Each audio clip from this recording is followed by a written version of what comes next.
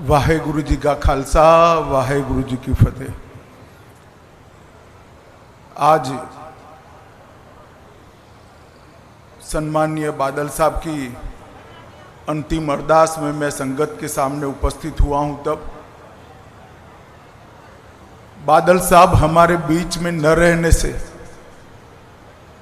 केवल पंजाब नहीं, समग्र देश की राजनीति और सामाजिक नेतृत्व के क्षेत्र को कभी भी जिसकी पूर्ति न हो ऐसी क्षति हुई।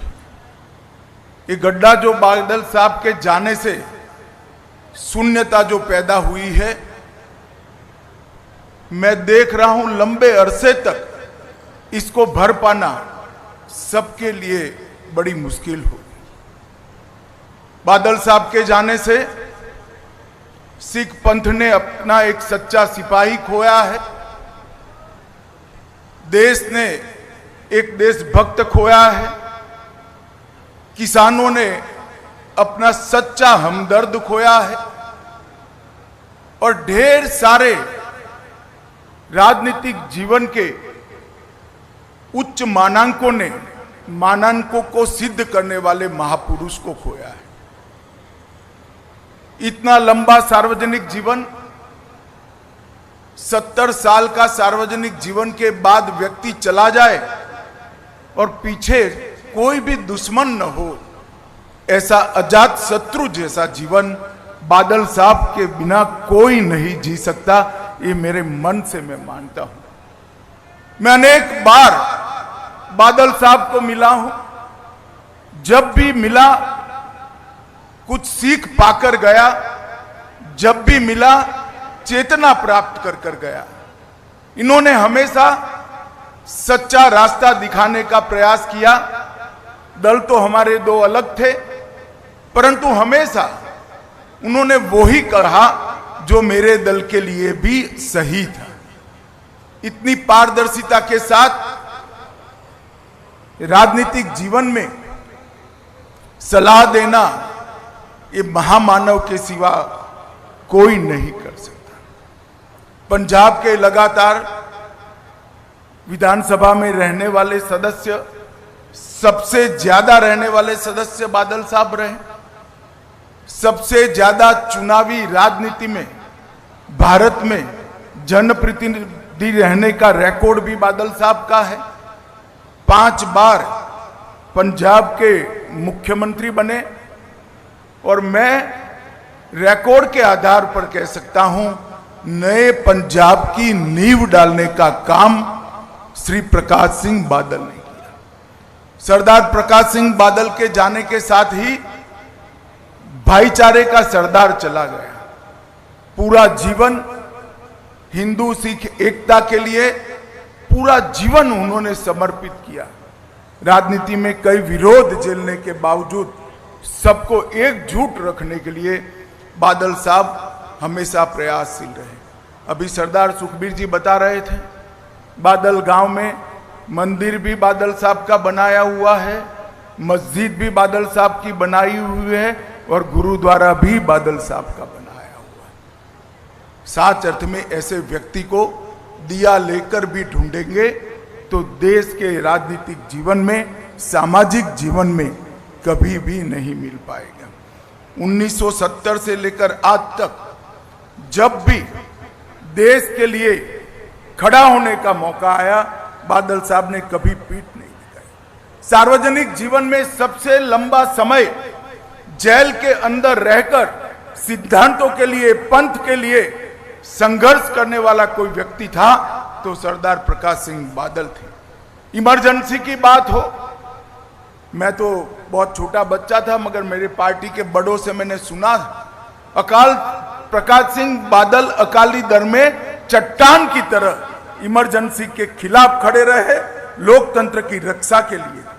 कारगिल युद्ध हो, कोई भी लड़ाई हो या आतंकवाद की परछाई हो, हर जगह पे बादल साहब ने आसमान जितने ऊंचे व्यक्तित्व को ढाल की तरह देश के हितों के साथ खड़ा पाया।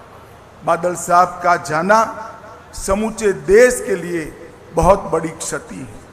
सिर्फ सरदार सुखबीर और बीबी हरसिमरत जी के लिए नहीं, पूरे देश के लिए क्षति है। और मेरे जैसे सार्वजनिक जीवन के कई कार्यकर्ताओं के लिए भी ये अपूर्णीय क्षति है। आज दशम गुरु के चरणों में मैं यही प्रार्थना करना चाहता हूं कि बादल साहब के जीवन से हम सब प्रेरणा लें और उन्होंने जिस रास्ते पे चलने की सीख दी थी उस रास्ते पर चलने की वाहेगुरु हम सबको शक्ति दे। भाई सुखबीर बादल और बीबी हरसिमरत बहन को मैं इस अपूर्णीय स्थिति के लिए मनपूर्वक दुख व्यक्त करता हूं और बादल साहब के सारे अनुयायियों के लिए भी मेरे मन में जो भाव है इसको व्यक्त करने के लिए मैं आया हूं। अंत में बादल साहब को मेरी ओर से, मेरी पार्टी की ओर से और समग्र देश की ओर से, भारत सरकार की ओर से श्रद्धांजलि देकर मेरी बात को समाप्त करता हूं। वाहेगुरु जी का खालसा, वाहेगुरु जी की फतेह। वाहेगुरु जी का खालसा, वाहेगुरु जी की फतेह। आज सम्माननीय बादल साहब की अंतिम अरदास में मैं संगत के सामने उपस्थित हुआ हूं, तब बादल साहब हमारे बीच में न रहने से केवल पंजाब नहीं, समग्र देश की राजनीति और सामाजिक नेतृत्व के क्षेत्र को कभी भी जिसकी पूर्ति न हो ऐसी क्षति हुई। ये गड्ढा जो बादल साहब के जाने से शून्यता जो पैदा हुई है, मैं देख रहा हूं लंबे अरसे तक इसको भर पाना सबके लिए बड़ी मुश्किल हो। बादल साहब के जाने से सिख पंथ ने अपना एक सच्चा सिपाही खोया है, देश ने एक देशभक्त खोया है, किसानों ने अपना सच्चा हमदर्द खोया है और ढेर सारे राजनीतिक जीवन के उच्च मानांकों को सिद्ध करने वाले महापुरुष को खोया है। इतना लंबा सार्वजनिक जीवन, 70 साल का सार्वजनिक जीवन के बाद व्यक्ति चला जाए और पीछे कोई भी दुश्मन न हो, ऐसा अजात शत्रु जैसा जीवन बादल साहब के बिना कोई नहीं जी सकता। ये मेरे मन से मैं मानता हूं।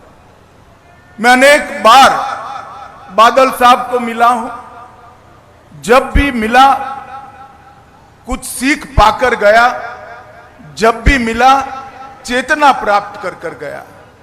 इन्होंने हमेशा सच्चा रास्ता दिखाने का प्रयास किया। दल तो हमारे दो अलग थे, परंतु हमेशा उन्होंने वो ही कहा जो मेरे दल के लिए भी सही था। इतनी पारदर्शिता के साथ राजनीतिक जीवन में सलाह देना ये महामानव के सिवा कोई नहीं कर सकता। पंजाब के लगातार विधानसभा में रहने वाले सदस्य, सबसे ज्यादा रहने वाले सदस्य बादल साहब रहे। सबसे ज्यादा चुनावी राजनीति में भारत में जनप्रतिनिधि रहने का रिकॉर्ड भी बादल साहब का है। 5 बार पंजाब के मुख्यमंत्री बने और मैं रिकॉर्ड के आधार पर कह सकता हूं, नए पंजाब की नींव डालने का काम श्री प्रकाश सिंह बादल ने किया।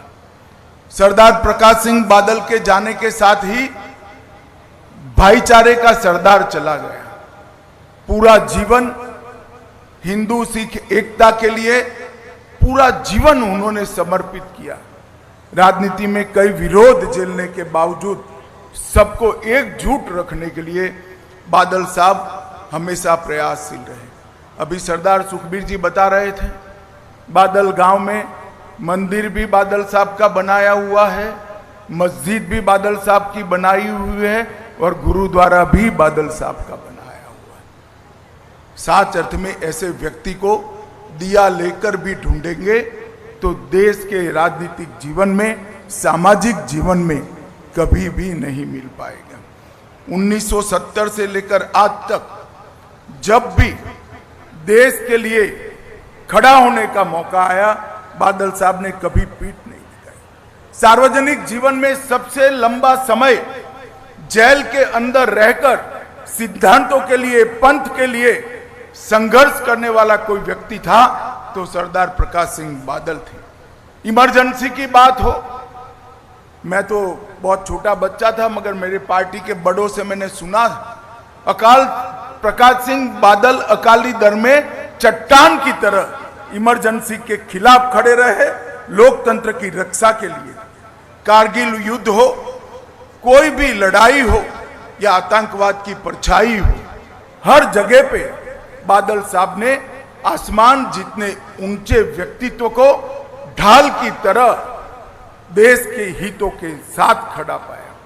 बादल साहब का जाना समूचे देश के लिए बहुत बड़ी क्षति है। सिर्फ सरदार सुखबीर और बीबी हरसिमरत जी के लिए नहीं, पूरे देश के लिए क्षति है। और मेरे जैसे सार्वजनिक जीवन के कई कार्यकर्ताओं के लिए भी ये अपूर्णीय क्षति है। आज दसम गुरु के चरणों में मैं यही प्रार्थना करना चाहता हूं कि बादल साहब के जीवन से हम सब प्रेरणा लें और उन्होंने जिस रास्ते पे चलने की सीख दी थी, उस रास्ते पर चलने की वाहेगुरु हम सबको शक्ति दे। भाई सुखबीर बादल और बीबी हरसिमरत बहन को मैं इस अपूर्णीय स्थिति के लिए मनपूर्वक दुख व्यक्त करता हूं और बादल साहब के सारे अनुयायियों के लिए भी मेरे मन में जो भाव है इसको व्यक्त करने के लिए मैं आया हूं।